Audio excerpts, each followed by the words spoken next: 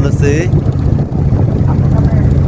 পদ্মা হয়ে অবশেষে যমুনার পথ ধরে রাখাইল পাড়ার দিকে পাবনা ঢালার চরে পৌঁছাবো কিছুক্ষণের মধ্যেই। হয়তো নদীর দুই পাশ মনোরম দৃশ্যে ভরা,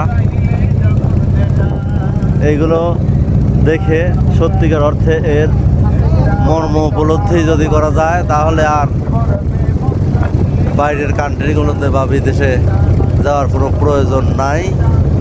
এই সৌন্দর্যই অত্যাধিক চমৎকার।